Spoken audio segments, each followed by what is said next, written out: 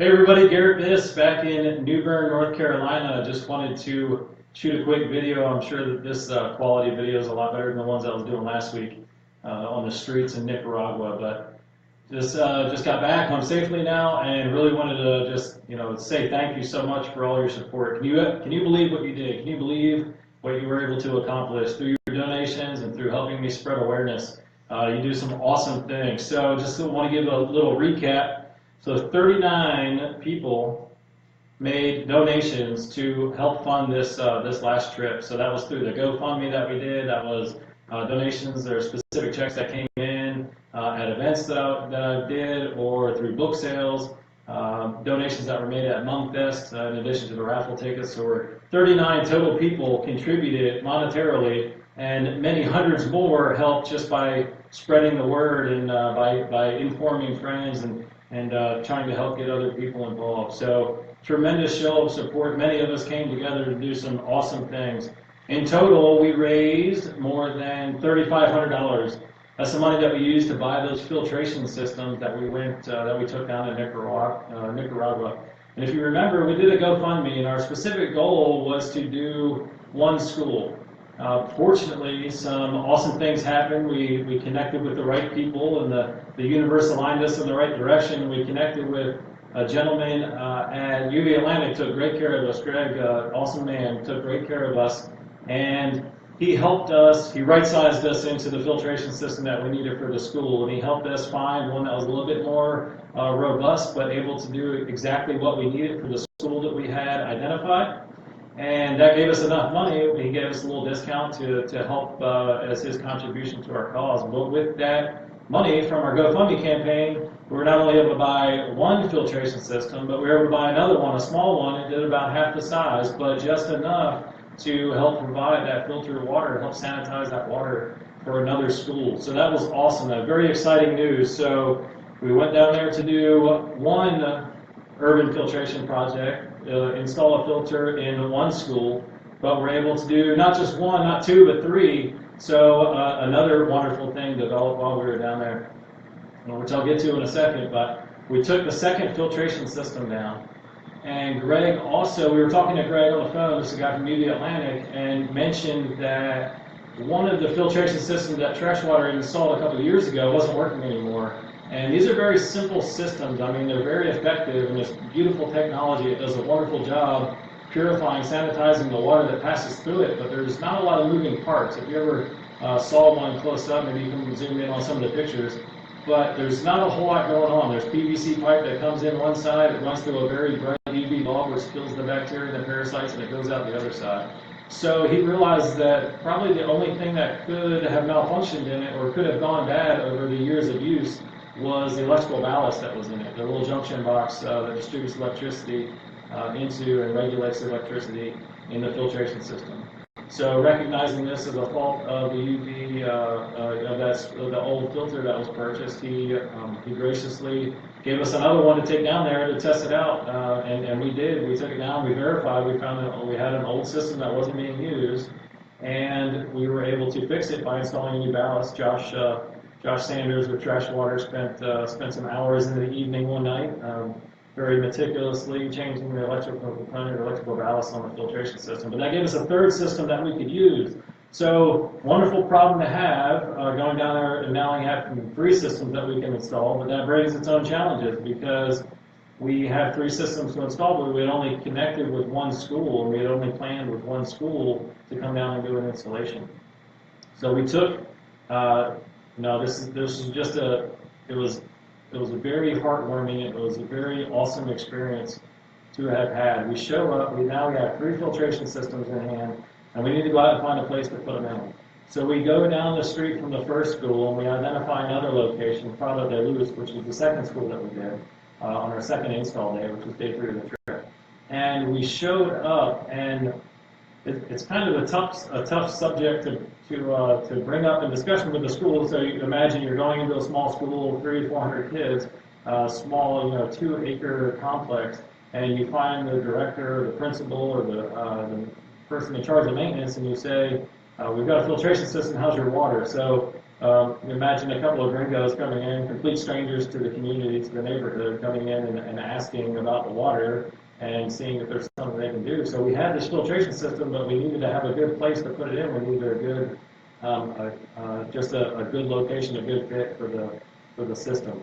So we went in, and not 6 weeks before, I think it was 4 to 6 weeks before we showed up, this particular school, Father de Luz, the school that we kind of followed intuition and went into this school to talk to them, they had a big hepatitis outbreak about a month before that, and all the kids got sick. Many of the kids got sick, not just with hepatitis, but with other problems. So the local municipality said or identified it being a water problem, so they shut off the water source to the school. You got to realize this school is it's a very centralized location for the whole community. So not only does this school provide, and this is common for the area, not only does this school provide water to the children that go there, but it's also a place where people in the community can come and get water that they know is safe and clean, that they can drink and that they can rely on. So if they don't have it their own home, they can get it from at least from this school. So when they shut the water down, that was a huge detriment, not just to the school and the children, but to the whole community. But something they had to do because they didn't want anybody else to get sick. They were able to clean some things out, and they felt after a certain period of time it was safe to turn the water back on. But for weeks now, everybody at that school and in the community had been praying for some kind of solution to their water problem. They had been praying for some answer. They couldn't afford to go and just buy a filtration system. They couldn't afford to have all their plumbing redone and fund their own things. So they've been praying every night that something would come along, and here we are showing up with a filtration system in hands, asking if we can install it in their school. So perfect fit. It was the right size school, the right size facility for that second filter that we took down there. So everything worked out well. We did the installation on that day 3, and everything worked as well as it could and as well as we could hope for. So that was a wonderful experience to be a part of. And then fast forward the next day, now we have the electronic component installed in the filter. Now we have another operating filtration system. Same problem. It's wonderful to have extra resources, but if you got no place to install it, that doesn't really do any good. So we took the third system and we installed it in a school, or it's in a building, it's in a facility that is used as a soup kitchen for children. So it's a place where children, about 400 children, go 6 days a week to get 1 or 2 meals. They all come from families where they just can't afford to feed them, or the families don't have any food at all to survive on. So again, similar situation. We show up, they realize that they have bad water. A couple of months before we got there, 2 or 3 months before we got there, some people came out, an organization came out, and they did water testing. They verified that all the water that they relied on, all the water they drank every day, was bad water, and it was likely making them sick. Whether they realized it or not, it was certainly having health consequences to them. Once again, they didn't know how they could solve the problem. They didn't have any money. They had no way to raise the money. So what did they do? They prayed every day for 2 months that some solution would show up, some way that they could clean the water. And here we are walking in with another filtration system. So very, it's one of those things that like the hair just stands up on the back of your neck, and you just feel, so grateful to be in the right place at the right time and able to do the work that is making such a big difference and a big impact.